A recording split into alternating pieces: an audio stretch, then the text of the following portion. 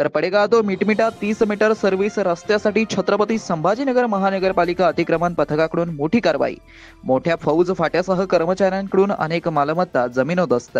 नगरपालिकेच्या वतीने मागील काही दिवसांपासून शहरातील मुख्य रस्त्यालगत सर्व्हिस रोड बनवण्यासाठी जोरदार कारवाई सुरू असून गुरुवारी पडेगाव ते मिटमिटा रस्त्यावरती अतिक्रमण हटाव पथकांनी कारवाई करत अनेक मालमत्ता जमीनोदस्त केल्या आहेत।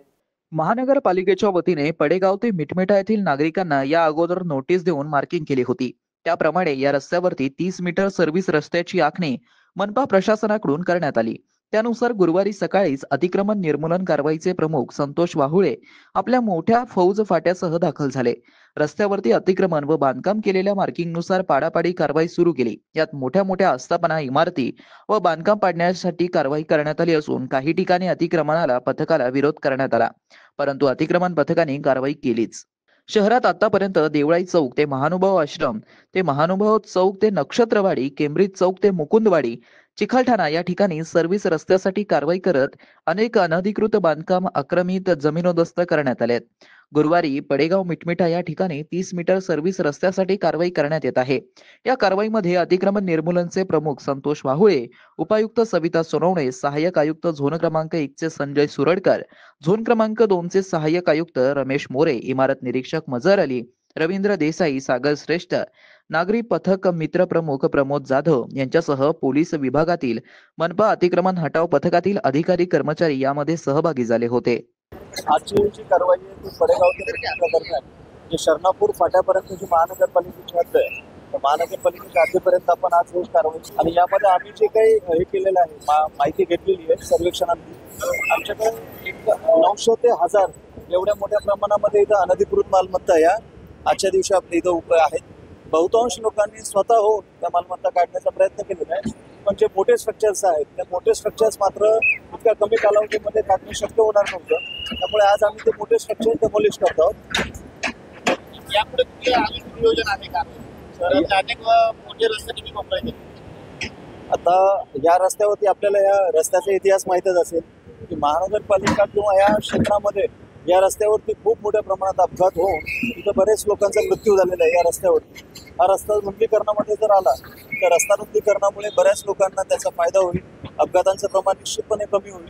त्यामुळे प्राधान्याने आम्ही हा रस्ता एक होतो पडेगाव टू दौलताबाद रस्ता आणि याच्यानंतरचा जो जळगावचा रस्ता आहे तो जळगावच्या रस्त्यावरती आम्ही प्राधान्याने कारवाई करणार आहोत आणि तो पण रस्ता सिडको बसस्टँड पासून हर्सुल टी पॉईंट वरून दिल्ली गेट या कालावधीपर्यंत आम्ही या काम करणार आहोत।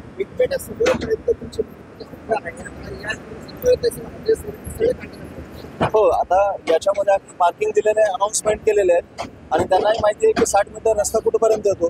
त्या मार्किंगमुळे त्यांनी स्वतः काढण्याचा प्रयत्न केलेला आहे, पण मोठी जी स्ट्रक्चर्स आहेत जी RCC स्ट्रक्चर आहेत ती मात्र आम्हाला ज्या काही धोकादायक स्थितीमध्ये त्या लोकांनी काढून ठेवली ती आता संपूर्णपणे आम्हाला आमच्या आज आपण पडेगाव रोड पासून ते महानगरपालिकेची जी हद्द आहे शरणापूर फाटा त्यापर्यंत अतिक्रमण निष्कासित करणार आहोत आणि या आमच्या अंदाजानुसार त्या ठिकाणी 900 ते 1000 एवढ्या मोठ्या प्रमाणामध्ये अतिक्रमण आहेत।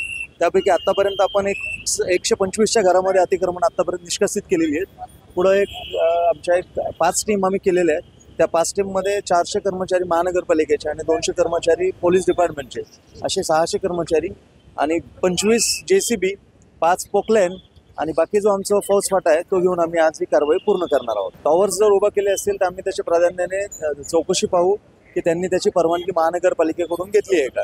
जर त्यांनी महानगरपालिकेकडून सकृत दर्शनी जर परवानगी घेतली नसेल तर ती बिल्डिंग पण अनधिकृत आहे आणि ते टॉवर जे उपस्थित केलेले आहे ते पण अनधिकृत आहे। आपण माझ्या मागच्या बाजूला बघत असाल तर ती पूर्ण बिल्डिंग खिळखिळी झालेली आहे। अशा वेळेला ते टॉवर हे धोकादायक ठरू शकतं, कोणाची जीविताला त्यामुळे धोका निर्माण होऊ शकतो।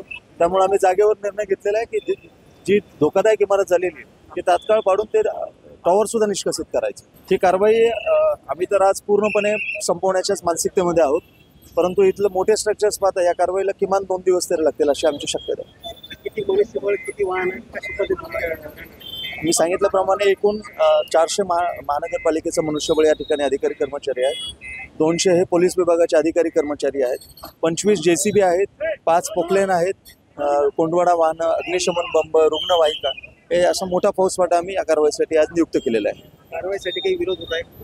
कारवाईसाठी लोकांची मानसिकता तयार झालेली आहे असं आम्हाला फील्डवरती जाणवतंय।